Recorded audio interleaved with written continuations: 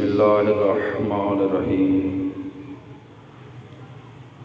الحمد للہ رب العالمین والصلاة والسلام علی رسولہ الکریم وعلی طیبین طاہرین المعصومین لعنۃ اللہ علی اعدائہم اجمعین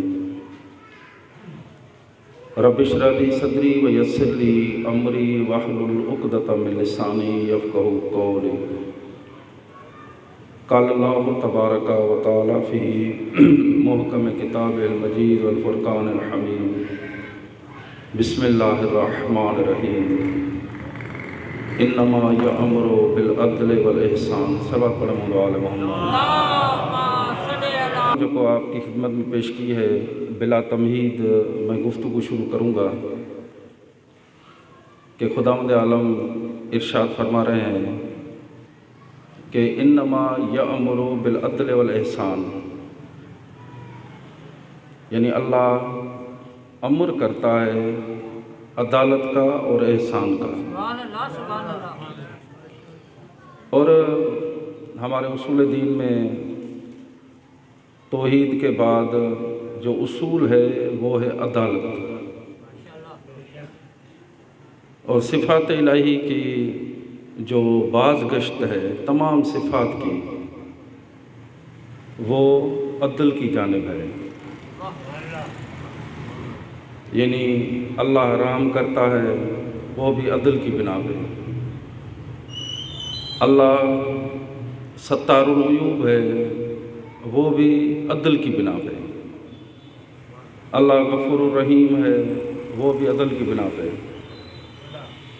اللہ جبار ہے قہار ہے، یعنی جو بھی صفات الہی ہے ان تمام صفات کی جو بعد گشت ہے وہ عدل کی طرف ہے۔ اور ہم اپنے عقیدے میں امام عادل کے قائل ہیں۔ امام وہ ہے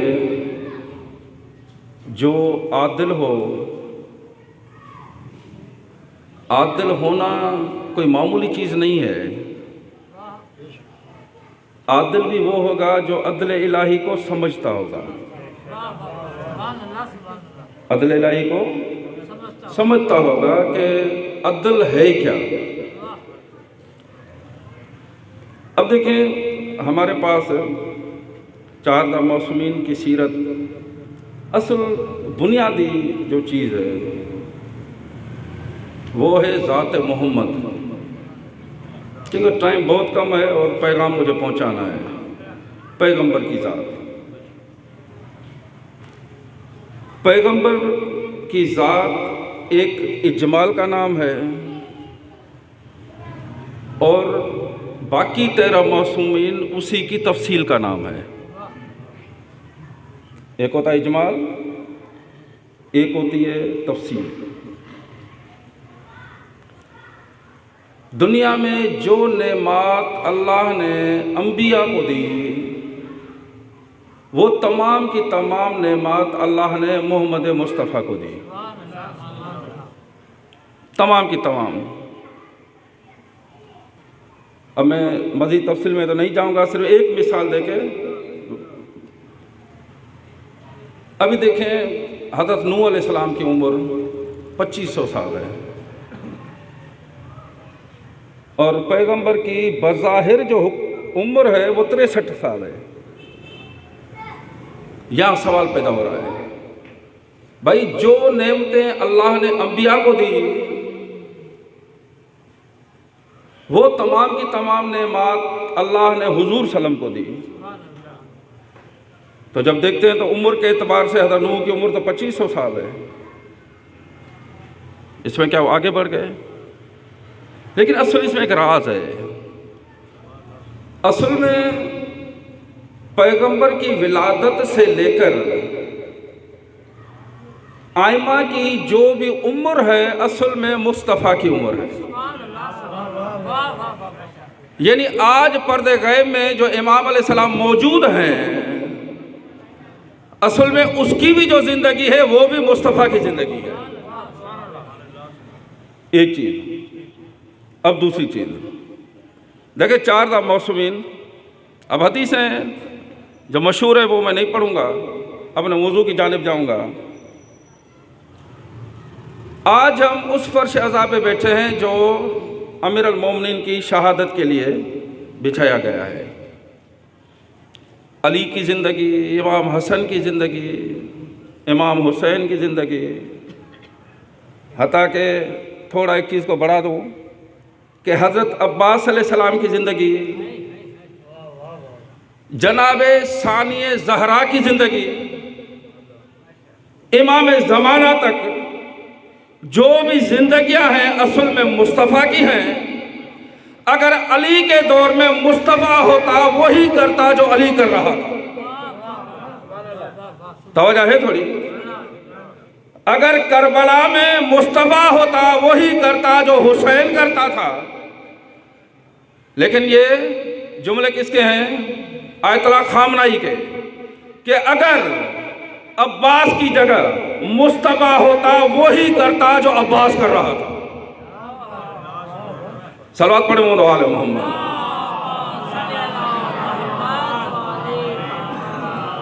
اب عدل کی ڈیفینیشن کیا ہے؟ عدل کس کو کہتے ہیں؟ ایک سوال ہے، کیونکہ اللہ نے ہر چیز کے 2 پہلو بنائے ہیں. ہر چیز کے 2 پہلو، ایک ہوتے ہیں الفاظ، دوسری ہوتی ہے حقیقت. ایک الفاظ، ایک حقیقت ہوتی ہے. اب مثلا بھوک لگی، ہم روٹی کریں گے، پیٹ تو نہیں بھرے گا، دارے روٹی چاہیے، سیدھی بات. تو اس لیے ہر چیز کی حقیقت ہے. اب استغفر اللہ پڑھتے، استغفر اللہ ربی واتوب الیہ، استغفر اللہ ربی کرتے ہیں نا توبہ. یہ توبہ کے الفاظ ہیں. اس کی حقیقت کا نام کیا ہے؟ حقیقت یہ ہے کہ جس گناہ سے توبہ کرنی ہے وہ گناہ دوبارہ نہیں کرنا. ہمیں زیادہ وضاحت میں نہیں جا سکتا. اس طرح ایک ہے الفاظ، دوسری حقیقت. اب قرآن الفاظ کا نام ہے، اہل بیت حقیقت کا نام ہے. اہل بیت اس حقیقت کا نام ہے. اب لفظ کیا ہے؟ لفظ ہے عدل. بھائی عدل ایک لفظ ہے، اس کی حقیقت کا نام کیا ہے؟ اس کی حقیقت کا نام ہے امیر المومنین کا دور حکومت. علی کے دور حکومت کا نام ہے عدل. اس کو کہتے ہیں عدالت. بھائی ہم اہل بیت کے ماننے والے ہیں، ہمارے مائنڈ میں جتنا آئے علی. یہ لائٹ آپ کے پاس جل رہی ہے، اب کیا ہے؟ اب جو اصل جو قوت ہے، طاقت ہے، اس کے ساتھ وہ نہیں آ سکتی. گرڈ اسٹیشن بنے ہوئے ہیں. بھائی کس علاقے سے کس علاقے میں کس اعتبار سے پاور بھیجنا ہے. تو اسی طرح اہل بیت کے جو کمالات ہیں وہ ہمیں اسی اعتبار سے سامنے آتے ہیں جس اعتبار سے ہمارا ذہن برداشت کر سکے. بھائی ہم تو دعویٰ کرتے ہیں ہم امیر المومنین کے ماننے والے ہیں، ہے نا. ایک چھوٹی سی مثال دیتا ہوں آپ کی خدمت میں، چھوٹی سی. اب دیکھیں غدیر میں ولایت علی کا اعلان ہوا. جب علی کو ممبر دینے کی باری آئی، کافی دیکھنے والے تھے جو اندھے ہو گئے. ہے تو وجہ تھوڑی. کافی سننے والے تھے جو بہرے ہو گئے. غدیر میں دیکھا لیکن جب امیر المومنین گئے وہ مکر گئے. بہرحال امیر المومنین کو حکومت نہیں دی گئی، ہے نا میرے ساتھ تھوڑا. امیر المومنین کو حکومت نہیں ملی، اقتدار نہیں ملا. جب امیر المومنین کو اقتدار نہیں ملا، اب ہمارے اکثر ایسا ہوتا ہے، مثلا ہماری ایک انجمن ہے، ایک تنظیم ہے، ایک صدر ہے، ایک نائب صدر ہے، ایسا ہوتا ہے یا نہیں؟ لیکن ان میں سے ایک ایسا ہے جس کی بات سنی نہیں جاتی، یعنی اس کو تنظیم یا انجمن جو ہے وہ خارج کر دیتی ہے۔ اب کوئی مسئلہ ہوا نا، کوئی دین کا یا مذہب کا، ہم اس کے بعد گئے، کہا کہ جاؤ فلاں سے بات کرو، جو ممبر پر بیٹھے ہوئے ہیں نا جا کے ان سے بات کرو، جو ممبر پر بیٹھے ہوئے ہیں۔ لیکن تاریخ گواہ ہے، بظاہر تو خلافت سے محروم رکھا علی کو، لیکن جب دین میں مشکل آئی تو کبھی علی نے یہ نہ کہا کہ جاؤ ممبر والے سے پوچھو، جاؤ ممبر والے سے پوچھو۔ یا علی آپ بھی کہہ دیتے نا، جب مانا ہی نہیں، کہا کہ مجھے اس ممبر کی ضرورت نہیں ہے، مجھے محمد نے جو غدیر کے ممبر پہ بٹھایا تھا نہ ویسا ممبر بنے گا، نہ علی جیسا امام بنے گا۔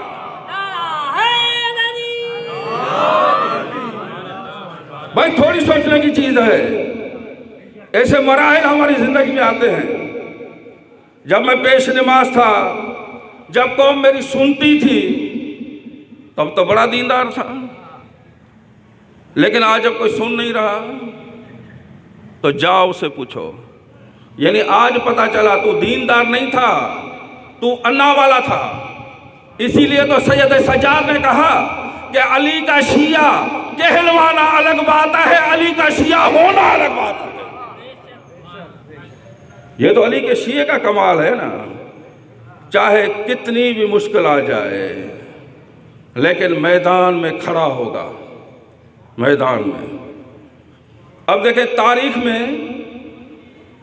اپنے دور امامت میں دو ائمہ نے جنگیں لڑی ہیں، ایک امیر المومنین علی نے، دوسرا امام حسین علیہ السلام نے۔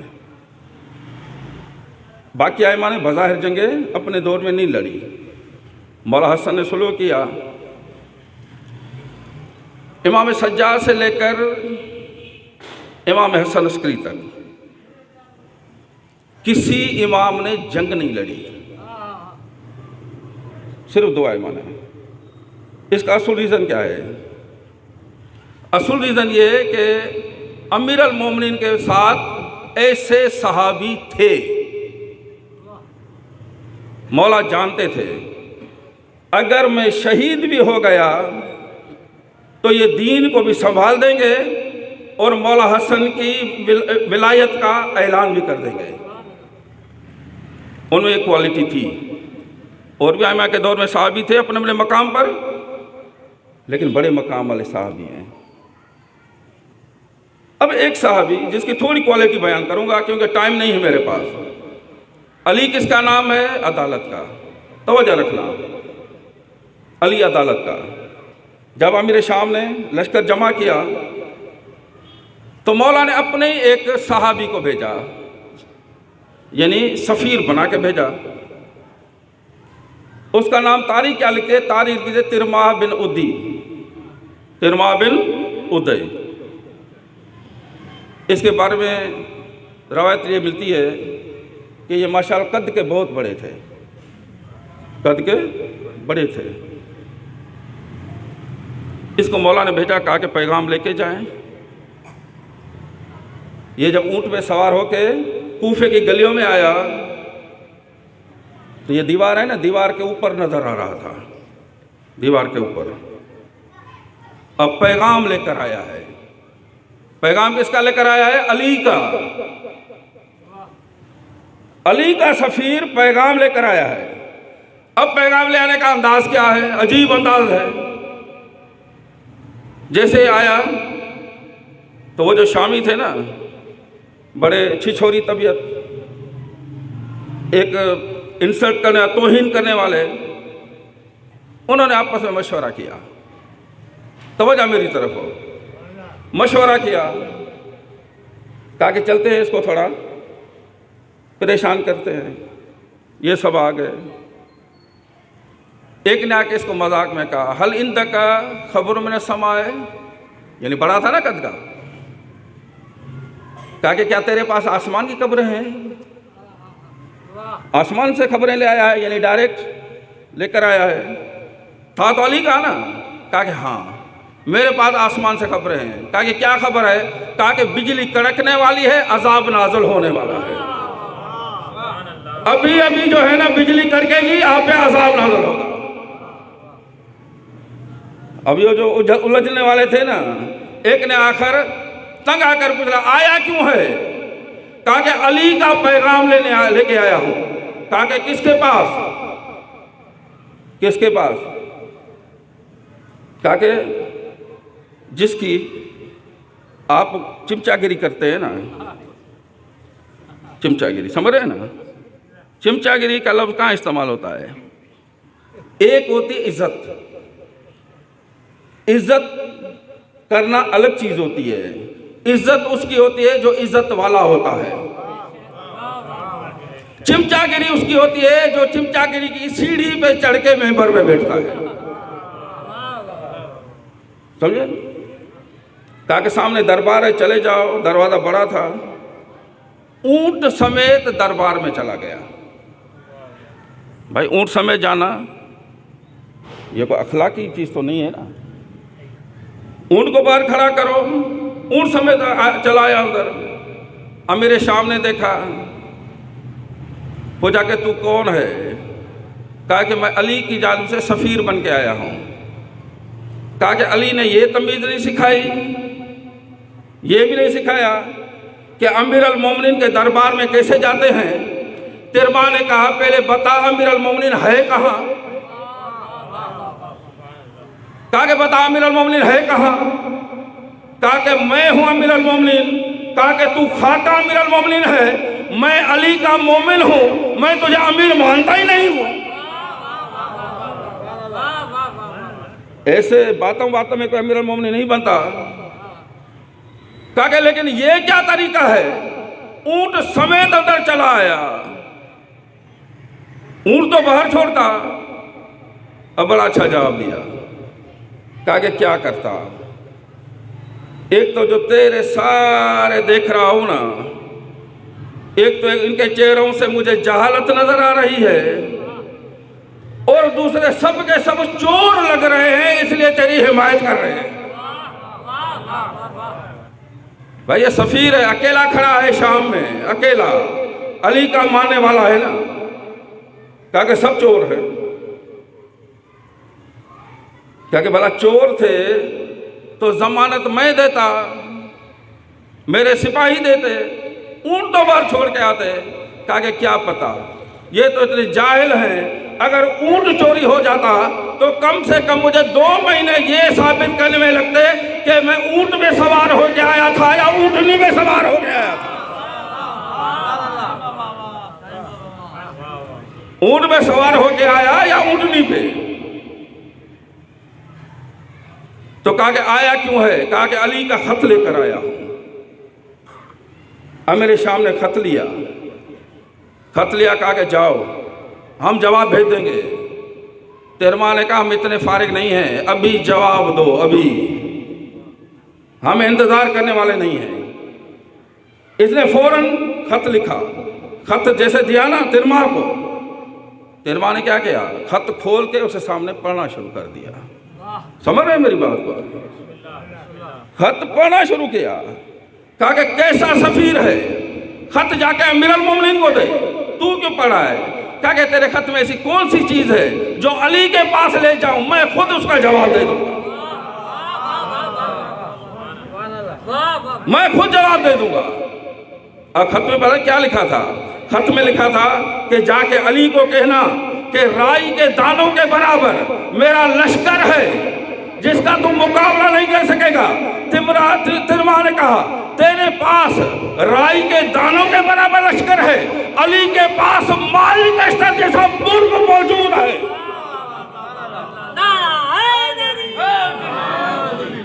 مالک اشتر کے پاس مرغ موجود ہے، مالک اشتر جیسا، جو تیرے دانوں کو چگتا جائے گا، تیرا کوئی بھی باقی نہیں بچے گا۔ تو بس عزیزان محترم یہ تھے صحابی۔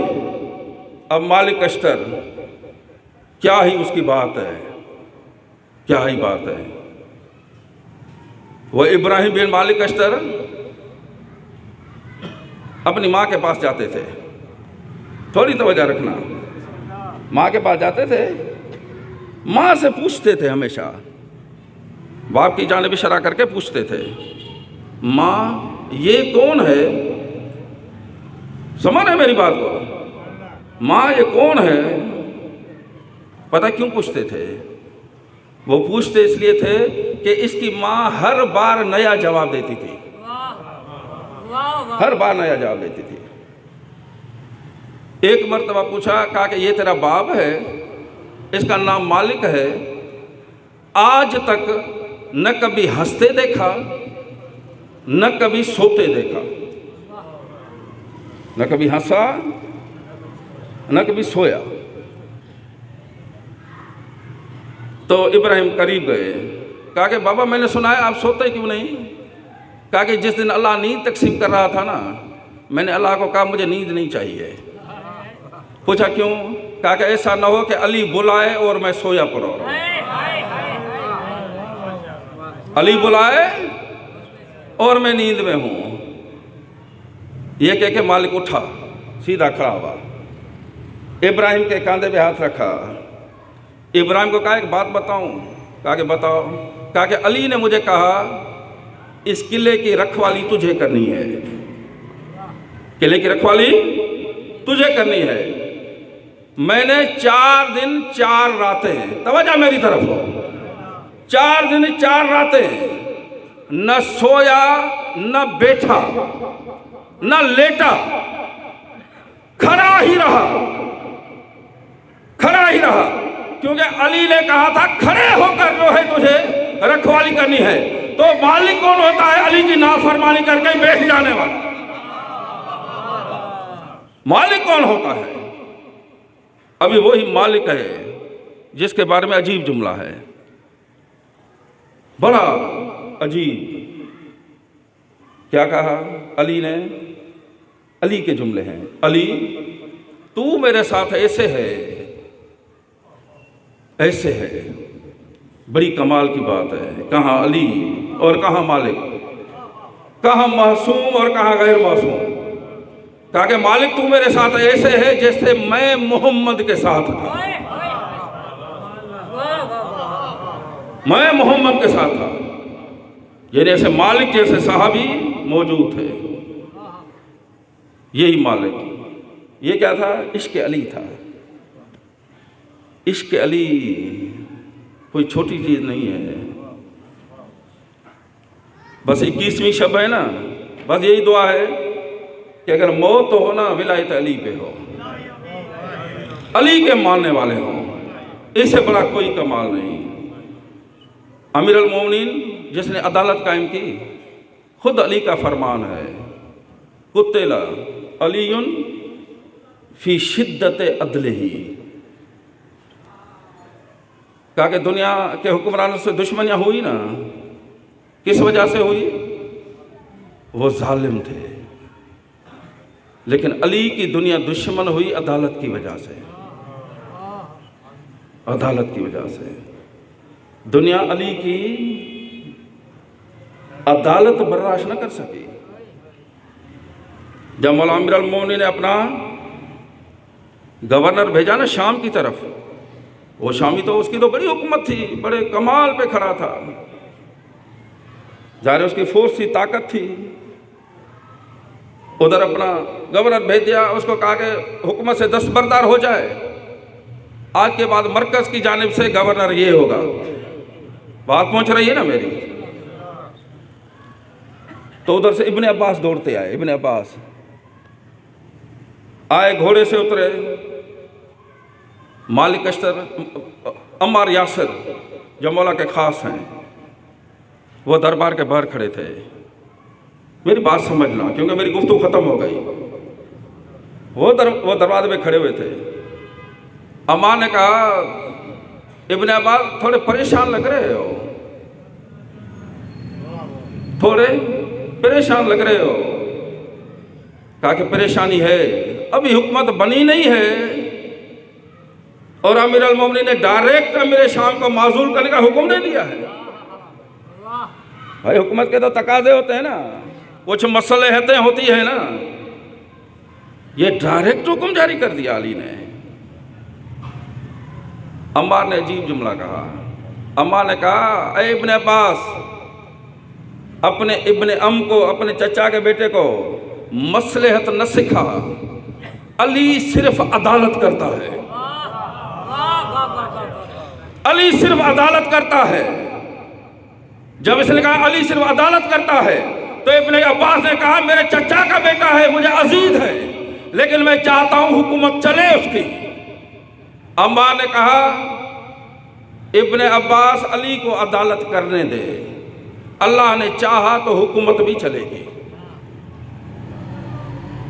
तो ये अमीर अल मोमिनीन की अदालत, यही शबें चल रही हैं, 19 की, 20 की शबें, 18 की। अमीर अल मोमिनीन का अमल क्या है?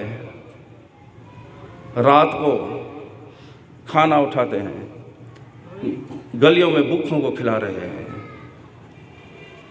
गलियों में भूखे वो खाना खा रहे हैं। या अली, इधर दुश्मन घूम रहे मक्का में जहर खरीदे जा रहे हैं, लेकिन अमीर अल मोमिनीन के तर्ज अमल में कोई फर्क नहीं है। और उधर दरवाजे पे बैठा उदय, जनाब उदय दरवाजे पे बैठा पहरा दे रहा है, कोई दुश्मन ना आ जाए। समझ रहे मेरी बात को? अभी वो अपने अकीदत में बैठा हुआ है, तो मोहम्मद बिन हनफिया आए, कहा, उदय आप बैठे क्यों हैं? कहा कि कोई दुश्मन हमला न करे, इसीलिए अली के हुजरे पे पहरा दे रहा हूं। कहा कि उदय, अली है कहाँ? अली तो हुजरे में है ही नहीं, पहरा किस चीज का दे रहे हो? कहा कि कहाँ गए? कहा वो गए रात को यतीमों को रोटियां तकसीम करने के लिए। ये अमीर अल मोमिनीन। अब खुदा के सब बहुत उम्दा जुमला है उदय का, बस वो जिक्र करके 2 फिक्रे मसाइब के पढ़ूंगा। उदय ने पता ही क्या किया? मोहम्मद बिन हनफिया के गले में हाथ डाला। समझ रहे मेरी बात को? गुस्से में गले में हाथ डाला, गले में हाथ डाल के कहा कि हनफिया तुम्हारा बाप है, इन हालात में आप अपने बाप को बाहर जाने क्यों देते हो? मोहम्मद हनफिया ने कहा, उदय मेरा बाप आदिल है, आदिल नहीं चाहता कि खुद सोया रहे, दरवाजे पे कोई पहरा देता रहे, दरवाजे पे कोई बैठा हो पहरा दे। अब उदय ने क्या तारीखी जुमला कहा है? उदय ने कहा, ऐ हनफिया, अली की हिफाजत करो, क्योंकि अली होगा तो अदालत भी होगी, अली होगा तो अदालत भी होगी, अगर अली शहीद हुआ तो अदालत भी शहीद हो जाएगी। बस अदादाना ने सैद शोला, वही 19वीं की शब आई, 19 की शब आई। इफ्तार कहाँ किया? उम्मे कुलसूम के घर। यानी आज बेटी अपने बाबा अली की मेज़बान हुई है, बाबा अली की मेज़बान हुई। इफ्तार यहाँ इफ्तार किया। इफ्तार में क्या पेश किया बीबी ने? 2 चीज़ें पेश की है ना, एक नमक पेश किया और दूसरा दूध पेश किया, शरबत। कहा कि बेटी शरबत रख ले, हो सकता है कोई प्यासा आ जाए उसे पिलाना पड़े। ये है अमीर अल मोमिनीन, कोई प्यासा आ जाए शरबत रख ले। इधर मौला मस्जिद कूफा में गए हैं, नमाज शब में है, अचानक कूफे में एक आवाज गूंजी। आवाज क्या थी? कद कुतिला अमीरुल मोमिनीन, अमीरुल मोमिनीन की शहादत हो गई। अदादारो, अमीरुल मोमिनीन का सर ऐसे चाक हो जिस तरह रहन पे कुरान खुला होता है। अब जनाजा लेके चले अमीरुल मोमिनीन का 19 की शब को।